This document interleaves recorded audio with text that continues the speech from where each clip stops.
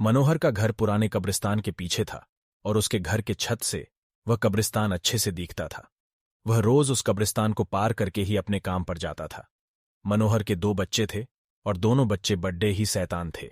बड्डे बेटे का नाम रॉकी और छोटे बेटे का नाम विकी था। एक बार गर्मी की छुट्टियों में रॉकी और विकी की बहन सोनिया भी आई हुई थी। तीनों मिलकर रात के लगभग 12 बजे एक रूम में ट्रूथ और डेयर खेल रहे थे। रॉकी सोनिया से पूछता है कि तुम ट्रूथ लोगी या डेयर। सोनिया डेयर लेती है और पूछी है कि तुम लोग कुछ खतरनाक करने के लिए तो नहीं कहोगे ना। रॉकी, ये हुई ना बात, तो जाओ अब छत पर से घूम करके आओ और छत पर रखे गमले में से फूल तोड़ कर लाना होगा, तभी हमें पता चलेगा कि तुम छत पर से आई हो।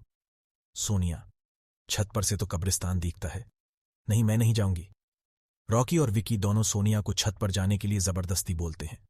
सोनिया छत पर जाती है और जैसे ही गमले में लगे फूल की तरफ बढ़ती है तभी उसकी नजर कब्रिस्तान की ओर पड़ी देती है। कब्रिस्तान में एक बड़ा सा सूखा पेड़ होता है। वह देखती है कि उस पेड़ पर एक सर कटी हुई उलटी लाश लटक रही होती है। सोनिया उसे देखती है और जोर से चिल्लाती हुई बेहोश हो जाती है। फिर जब सोनिया बहुत देर तक छत पर से नहीं लौटती है तो रॉकी और विकी दोनों डर जाते हैं और वह छत पर जाकर के देखते हैं तो पाते हैं कि सोनिया बेहोश पड़ी डटी है। वो तुरंत मनोहर को बुलाते हैं और सारी बात बताते हैं। मनोहर, तुम तीनों को ऐसा खेल खेलने की जरूरत क्या थी? और रॉकी, तुम तो जानते हो उस कब्रिस्तान के बारे में कैसी कैसी खबरें आती है, फिर भी तुम सोनिया को रात में छत पर जाने के लिए क्यों भेजा? रॉकी, सॉरी डैड, मुझसे गलती हो गई, हम आगे से ऐसा नहीं करेंगे। मनोहर, और फिर कभी दोबारा ऐसा काम किया तो तुम दोनों को उसी कब्रिस्तान में छोड़ जाऊंगा। अच्छा सोनिया बेटी, ये बताओ तुमने वहां ऐसा क्या देख लिया था कि तुम वही बेहोश हो गई? सोनिया सहमी हुई हालत में मनोहर को सारी बात बताती है कि उसने क्या देखा। मनोहर ने उस कब्रिस्तान के बारे में ऐसी खबरें पहले भी सुनी हुई थी, इसलिए वह सोनिया को डांटता नहीं है और बच्चों को संभल कर रहने की सलाह देता है। एक दिन मनोहर को काम से छुट्टी मिलने में देर हो जाती है और उस दिन उसे ऑटो भी नहीं मिलता है। वह पैदल ही घर की ओर चल पड़ता है। इधर विकी और रॉकी दोनों आपस में बात करते हैं। रॉकी, विकी, तुम्हें क्या लगता है सोनिया ने जो कहा वो सच है? मुझे तो लगता है कि वो सिर्फ बातें बना रही है, वो उसका भ्रम होगा।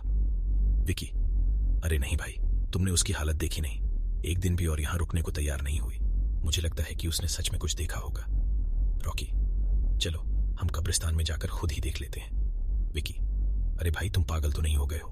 मुझे अपनी जान बहुत प्यारी है, मैं कहीं नहीं जाऊंगा और तुम भी मत जाओ। विकी के मना करने के बावजूद रॉकी नहीं मानता है और वह अकेले ही कब्रिस्तान की ओर चल देता है। कब्रिस्तान का दरवाजा खोलता है और अंदर चला जाता है। वह उस पेड़ की ओर भी देखता है जिस पर सोनिया को सर कटी हुई उलटी लाश दिखी थी।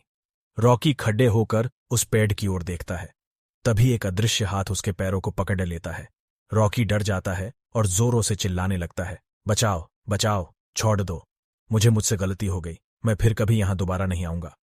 दूसरे कोने पर एक कब्र होती है जो कि खुली हुई होती है, उसके ऊपर खून लगा हुआ होता है। वह अदृश्य हाथ रॉकी को खींच कर लाते हैं और उस कब्र में रकेलने की कोशिश करने लगते हैं। रॉकी चिल्लाता है, छोड़ दो, मुझसे गलती हो गई, मैं फिर यहां कभी नहीं आऊंगा, मुझे मत मारो, मुझे जाने दो। मनोहर काम से पैदल घर पहुंचने वाला ही होता है। जैसे ही वह कब्रिस्तान से गुजरता है उसे रॉकी की आवाज सुनाई देती है। मनोहर, ये क्या? ये तो रॉकी की आवाज लगती है, ये तो कब्रिस्तान से आ रही है, मुझे जाकर के देखना चाहिए। मनोहर कब्रिस्तान में चारों ओर देखता है लेकिन रॉकी कहीं नहीं दिखाई देता है। वह घर लौटकर आ जाता है और विकी से पूछता है कि रॉकी कहाँ है। विकी, पापा, मेरे बार बार मना करने के बावजूद भी रॉकी कब्रिस्तान में चला गया। वो जानना चाहता था कि सोनिया जो कह रही थी वो सच है या नहीं। मनोहर, हमारे पास समय बिल्कुल भी नहीं है, जाओ घर के मंदिर में शंख में जो जल रखा है वो जल्दी से लेकर आओ, हमें रॉकी को खोजने कब्रिस्तान जाना पड़ेगा। विकी वो जल लेकर आता है। मनोहर और विकी कब्रिस्तान में जाते हैं। मनोहर जल छिड़कता है, फिर उसे किसी के घसीटने का निशान दिखाई देता है। वह समझ जाता है और फिर उस निशान का पीछा करते हुए उस कब्र तक पहुंच जाता है। मनोहर कब्र के आसपास वो जल छिड़कता है। कब्र से अजीब अजीब सी आवाजें आती हैं। विकी बहुत डर जाता है। मनोहर, मुझे लगता है कि श्रापित प्रेत आत्माओं ने रॉकी को इस कब्र के अंदर कैद कर लिया है, हमें जल्द ही इसे निकलना होगा। तुम ये पवित्र जल आसपास छिड़कते रहो, इससे हमें वो प्रेत आत्माएं कोई नुकसान नहीं पहुंचा पाएंगी।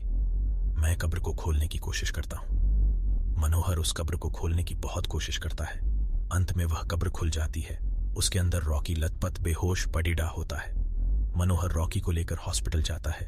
उसकी हालत बहुत गंभीर होती है। उस दिन के बाद मनोहर उस घर को छोड़कर शहर से दूर एक दूसरे घर में अपने पूरे परिवार के साथ रहने चला जाता है।